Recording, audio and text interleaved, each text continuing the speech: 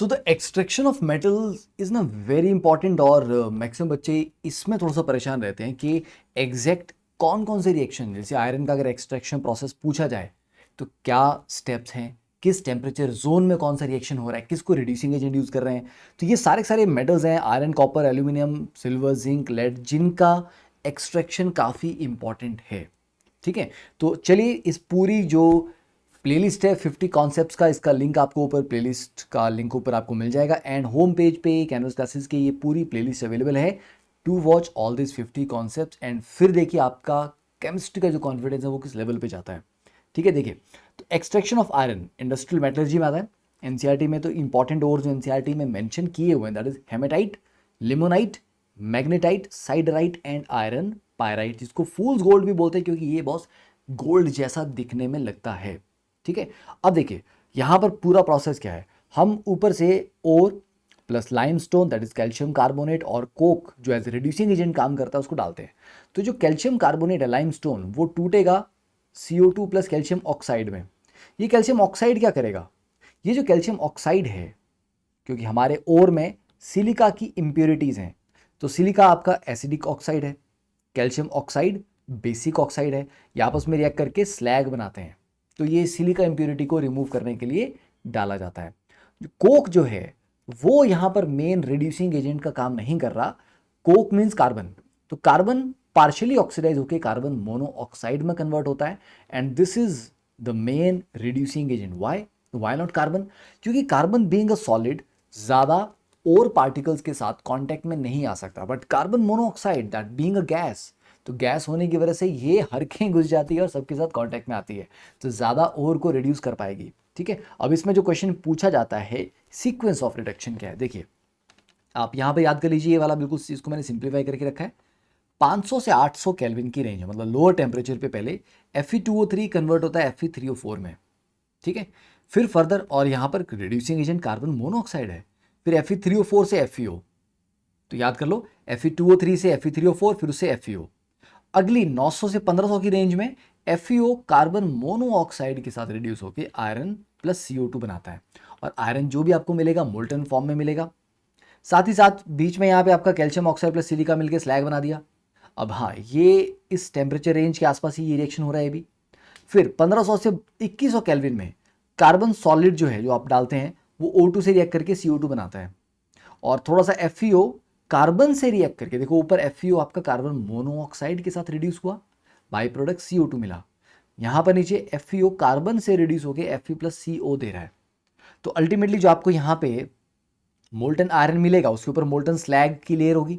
Slag क्या करता है, इसको एटमॉस्फेरिक गैसेस के कांटेक्ट में आने से बचाता है, ताकि ये जो आयरन आपको मिला है ये दोबारा से इसमें इंप्योरिटीज ना घुस जाएं। तो मोल्टन आयरन आपको मिलेगा। ठीक है, और that will be, molten iron कौन सा है, ये है बेसिकली, ये ऊपर स्लैग है लिखा है ऊपर है इसको, this is your molten iron. ये ऊपर जो पर्पल कलर का है दिस इज द स्लैग। तो ये पिग आयरन होता है। तो पिग आयरन में रफली 4% कार्बन कंटेंट होता है, याद रखना आपको। अब इसको हम कन्वर्ट करते हैं कास्ट आयरन में। कैसे, स्क्रैप आयरन और कार्बन के साथ हीट करने से ये कास्ट आयरन में कन्वर्ट होता है और कार्बन कंटेंट रिड्यूस होकर 3% पे आ जाता है। और कास्ट आयरन को जब आप एक रेवर्बिरेटरी फर्नेस में, जिसके अंदर हेमेटाइट की लाइनिंग कर रखी है, हीट करते हैं तब वो रॉट आयरन में कन्वर्ट होता है, जिसमें कार्बन कंटेंट और भी कम हो जाता है and this is the purest form of iron. अब देखिए extraction of copper from CO2O, तो एनसीईआरटी के अकॉर्डिंग इसमें जो इंप्योरिटीज हैं वो सल्फाइड हैं और आयरन की हैं। ओके, और इसका high value of delta G not formation, तो CO2O का high value of delta G not formation का मतलब है कि boss delta G not formation मतलब बड़ा स्टेबल नहीं है कॉपर का ऑक्साइड, तो ये खुद ही आसानी से टूट जाएगा। इसके लिए आपको बड़ा स्ट्रॉन्ग रिड्यूसिंग एजेंट लेने की आवश्यकता नहीं पड़ती है। It is easier to reduce by simply heating with carbon. Okay, तो सल्फाइड और कैसे निकलेगा, CO2S को अगर हम हीट करते हैं तो ये थोड़ा सा सल्फाइड से ऑक्साइड में कन्वर्ट हुआ, मतलब आप रोस्टिंग कर रहे हैं यहाँ पे, तो सल्फाइड से ऑक्साइड में कन्वर्ट हुआ और फर्दर आपको उसको कार्बन से हीट करके कॉपर पे CO में निकाल सकते हैं। तो कार्बन को as a reducing agent use किया जा सकता है। एक ये हो गया। ये जो FeO की इम्प्योरिटीज हैं ये SiO2 से रिएक्ट करके FeSiO3 स्लैग बना के बाहर निकाल दी जाती हैं। तो पूरा प्रोसेस अगर आप देखें तो FeS plus O2 gives you FeO plus sulphur dioxide निकलेगा। ये FeO SiO2 से रिएक्ट करके FeSiO3 बना रहा है। अब आप पूछेंगे सर ये O2 कहाँ से आया? बेटा जब आप रोस्टिंग कर रहे थे, ठीक है, जो आपकी अलग से होती भी है, पर अब यहाँ पे इस ओर की रोस्टिंग कर रहे हैं तो एयर की प्रेजेंस में हीट करते हैं ना, समझे। Next Cu2s plus O2 gives you CO2, और फिर क्या होगा, Cu2O भी पार्शियल रोस्टिंग यहाँ पे हो रही है, this is the partial roasting, मतलब पूरी तरह से आपने सल्फाइड को ऑक्साइड में कन्वर्ट नहीं किया, थोड़ा सा सल्फाइड भी बचा है, थोड़ा सा ऑक्साइड भी है। तो Cu2O और Cu2s आपस में मिलके ही सेल्फ रिडक्शन कर गए, मतलब आपको यहाँ रिड्यूसिंग एजेंट की भी जरूरत नहीं पड़ी है। ओके, तो दिस इज क्लियर। तो ये जो कॉपर आपको मिलता है ये इसके ऊपर ना ब्लिस्टर से होते हैं ना, फोड़े से हो रखे हैं, राइट। तो ये ब्लिस्टर कॉपर की फॉर्म में आपको मिलता है। Why is that? Because of sulphur dioxide gas जब निकलती है तो उसके निकलने से यहाँ पर ब्लिस्टर जैसे बन जाते हैं इसके सरफेस के ऊपर। अब देखिए इसको पूरा समराइज कर लें तो कॉपर भाई साहब में क्या किया, सल्फाइड और आप इससे एक्सट्रैक्ट करते हैं मेनली इसको। सल्फाइड और की कंसंट्रेशन कैसे करेंगे, मतलब इंप्योरिटी का रिमूवल फ्रॉथ फ्लोटेशन प्रोसेस से, फिर आपको कंसंट्रेटेड और मिल गया जिससे इंप्योरिटीज हटा दी गई हैं। अब उसके अंदर फिर भी जैसे आर्सेनिक और सल्फर के वॉलेटाइल ऑक्साइड्स होंगे, जब आप इसकी रोस्टिंग करते हैं तो ये सल्फाइड से ऑक्साइड में तो कन्वर्ट होता है, पर साथ में आर्सेनिक और सल्फर की जो वॉलेटाइल ऑक्साइड्स हैं वो हीट करने पे बाहर उड़ जाते हैं। तो अब आपको मिल गया roasted ore in the form of copper matte, that is Cu2s plus FeS भी इसमें प्रेजेंट है, ठीक है। अब इसको क्या किया next, silica line converter with blow of hot compressed air. तो सिलिका लाइनिंग वाला कन्वर्टर था, कि सिलिका क्यों यूज करते हैं, क्योंकि SiO2 प्लस FeO ऊपर पड़ा था, स्लैग बनाता है, तो इसलिए सिलिका लाइनिंग वाले कन्वर्टर में इसको हीट करते हैं, हॉट कंप्रेस एयर पास करेंगे, तो FeS जो है वो अल्टीमेटली FeO में कन्वर्ट होगा, फिर वो FeSiO3 बना के निकल लेगा, राइट। और Cu2s is converted into molten copper. Now, on cooling this molten copper, हमें ब्लिस्टर कॉपर मिलता है, जिसकी फर्दर रिफाइनिंग जो की जाती है वो इलेक्ट्रोलाइसिस से की जाती है। तो कॉपर को रिफाइन कैसे करते हैं, इलेक्ट्रोलाइसिस के थ्रू, जिसमें इम्प्योर कॉपर की रॉड को एनोड बनाते हैं और प्योर कॉपर की स्ट्रिप को कैथोड बनाते हैं, और copper sulphate as a electrolyte लिया जाता है। नेक्स्ट जिंक एक्सट्रैक्शन देखें तो सिंपल एनसीईआरटी ने लिखा भी है, जिंक ऑक्साइड है, कार्बन के साथ हीट कर दो, जिंक प्लस CO, तो कार्बन को as a reducing agent zinc के लिए इस्तेमाल किया जाता है। इंपॉर्टेंट पॉइंट है, प्लीज याद रखें। हॉल हेरॉल्ड प्रोसेस यूज किया जाता है किसके लिए, हॉल हेरॉल्ड प्रोसेस यूज किया जाता है आपका एल्यूमिनियम के लिए। तो Al2O3 plus Na3LF6 plus CF2, तो ये जो क्रायोलाइट और CF2 फ्लोर स्पार आपने ऐड किया, क्यों, क्योंकि Al2O3 का अपना मेल्टिंग पॉइंट बहुत हाई है, और इलेक्ट्रोलाइसिस करने के लिए अगर आप बहुत हाई टेम्परेचर लेके जाएंगे तो आपकी कॉस्ट बढ़ जाएगी, तो मेल्टिंग पॉइंट लोअर करने के लिए क्रायोलाइट और CF2 डालते हैं। दूसरा, इनके डालने से नंबर ऑफ आयंस बढ़ जाते हैं, तो मिक्सचर की कंडक्टिविटी भी बढ़ती है, तो इलेक्ट्रोलाइसिस आसानी से होगा विद कार्बन, ठीक है। इसमें Al2O3 रिड्यूस होकर एल्यूमिनियम प्लस CO2, क्योंकि जो कार्बन है वो CO2 में कन्वर्ट होगा। तो एनोड यहाँ पे ग्रेफाइट का है, कैथोड आपका स्टील है, ये भी याद करने वाली चीज़ें हैं, ठीक है। बाकी जिंक के लिए प्रोसेस सल्फाइड ओर से अगर आप स्टार्ट करें, क्योंकि ऊपर हमने जो जिंक का प्रोसेस पढ़ा था वो जिंक ऑक्साइड का था, बट अगर आप सल्फाइड से स्टार्ट करते हैं तो सल्फाइड को पहले ऑक्साइड में कन्वर्ट करने तक का प्रोसेस आप जानते हैं।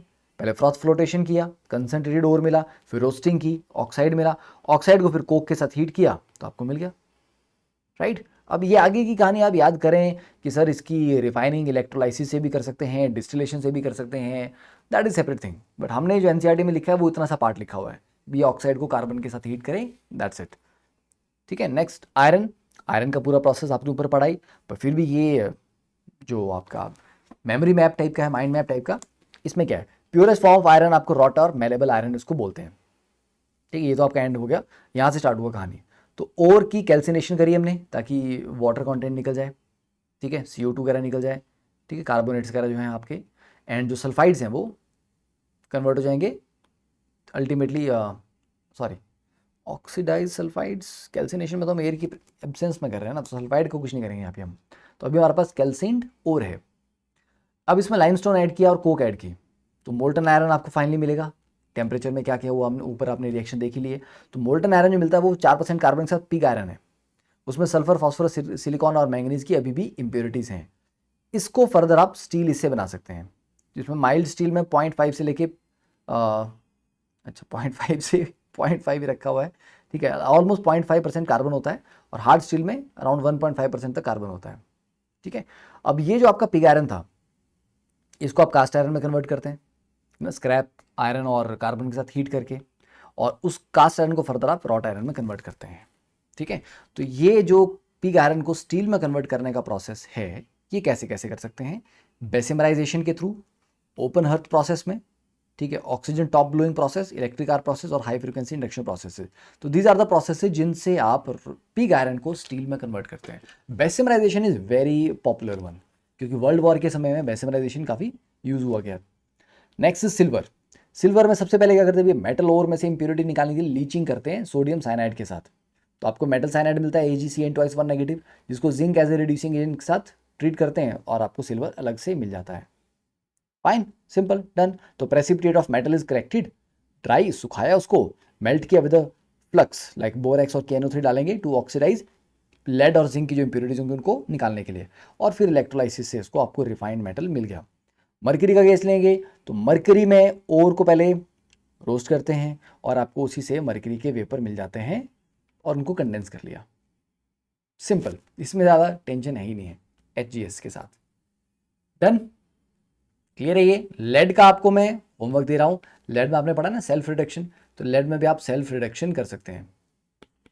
ठीक है, पार्शियल रोस्टिंग की, उसके बाद सेल्फ प्रोटेक्शन कर लिया।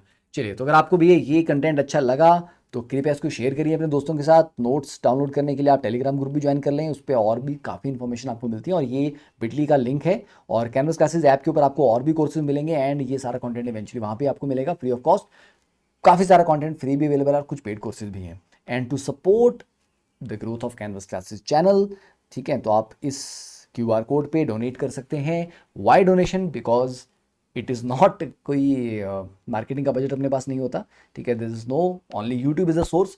तो अगर आपको ये कंटेंट अच्छा लगता है तो इसकी बनाने के पीछे जो कॉस्ट है आप उसको बियर कर सकते हैं by supporting us through small small amounts. Okay, चलिए, धन्यवाद, have a wonderful day, bye.